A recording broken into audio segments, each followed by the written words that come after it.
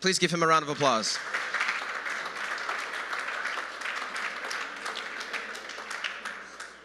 Thanks, everybody. This is pixelated, so we're going to do as good as we can with this. My name's Lovell Walker. I'm the head of esports at MGM Resorts International, based in Las Vegas. So I made the trip out here to speak to you guys about some of the stuff that we're doing around esports and gaming.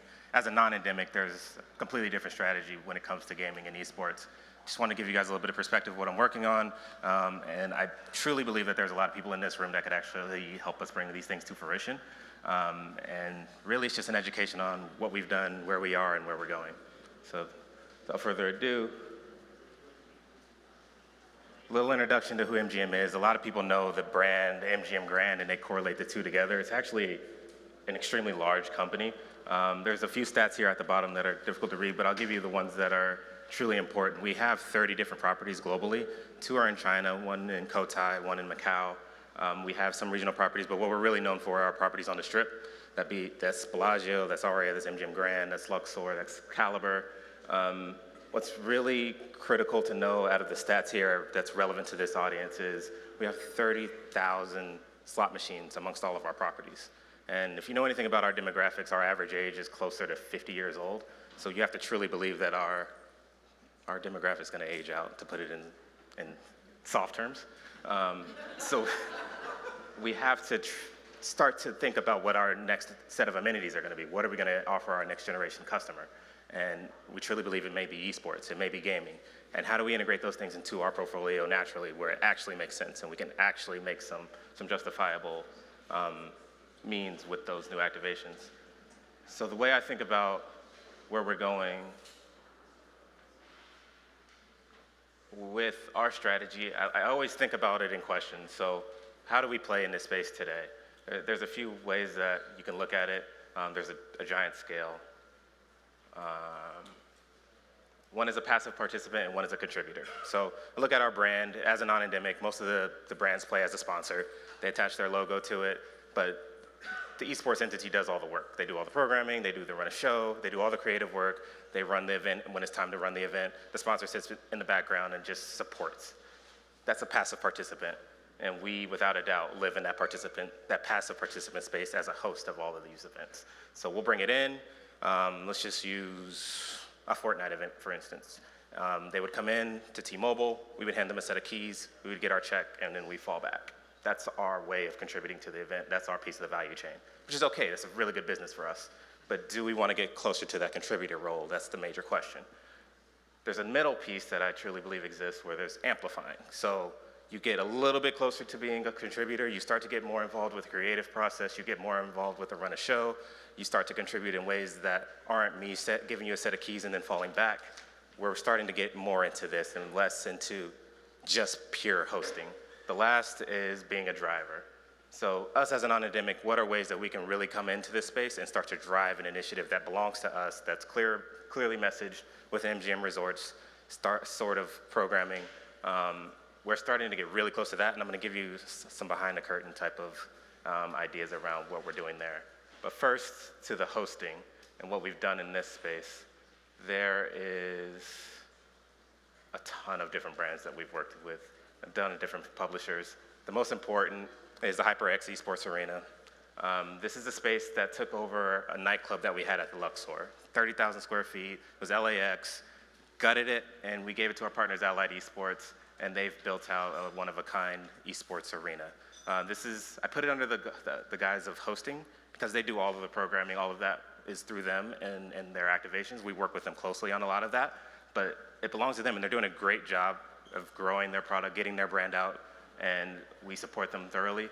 Everything else that you see surrounding that is stuff that we do through our activation. So be it T-Mobile Arena, be it Mandalay Bay, be it MGM Grand, be it National Harbor, we've activated esports in a multitude of ways, and we continue to do so. Like I said, this is a great business for us, so we'll always be doing this. But I look at this business and our opportunity here, and I truly believe that there's a much bigger piece of the pie if we start to engage in a different way. So when I think about that, I think about how can we amplify. So this is something that we did at the beginning of the month. It's with Grand Pooh Bear. I'm not sure if you guys recognize who that name is. He's a mid-tier streamer. His average viewership is about 1,000 on Twitch, But we brought him in, we put him in one of our bars, we partnered with Red Bull, and we actually took his stream and we put it in a live environment where everybody can engage with it. So his claim to fame is speed runs. So he can beat Mario faster than everybody in this room twice, maybe 3 times. He's unbelievable. In fact, they have to make the games harder for him to beat because he's so good at the games.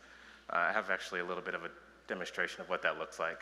We took his stream and we actually amplified just about everything about it. So this is him in the corner. You can see that our branding's in there. We actually were involved in just about every piece of the creative of this entire activation. We were on the phone with him just about every day, what the programming should be, what the menu is even gonna be. That's in our bar. We really went all in on this, and we put our resources to actually making this a success. Instead of handing the keys and walking away, we dug in, and we start to really learn about what's going on here. As you can see, this isn't your grandpa's Mario. But some of the stats at the bottom that you'll see here, we had 300 plus people show up. Just for context, about 50 people are in that bar normally. It's about 50-50 split between locals and transient. We did $12,000 in revenue at that night. Just to give you more context, that's 6 times what we would normally do on that night. And to give you context on how we amplified it for him, he did 6 times what he normally does on a stream. So his average viewership for this throughout the entire duration of the stream was 6,000. He normally gets about 1,000, like I said. It was his second highest stream ever too, so proof in the pudding that we're able to amplify. Lastly, he did about 450K impressions all the way throughout. So this is us amplifying. The last one is us driving, and this is where we're going. And the way I think about it is we're an endemic brand to casinos and gambling and actually being a legal entity in that space. So thinking about our brand and starting to get into there, there's a few ingredients. Anything esports related, anything in the ecosystem, be it publisher, be it talent, be it team, we need to start to integrate the brand more into that space. But also, we need an online presence. Right now, we don't have that in the slightest. So I want a Twitch page. I want video on demand through YouTube. I wanted to do those things that puts our brand in front of it with relevant content from us.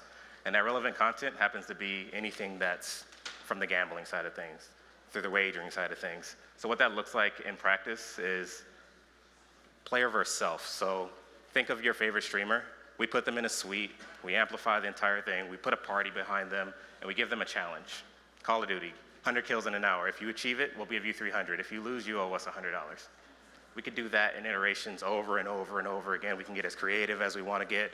It's just content that doesn't exist in this world today, and we want to start telling those stories because we are programmed to tell those stories in a relevant way. Nobody else can do that because they don't do gaming at the level that we do. It's a billion-dollar industry for us. We know everything about it. We know how to regulate it. We know how to do it in a fair way. We need to start telling these stories in the gaming space, and it's totally relevant for us. Another way that's interesting is peer-to-peer.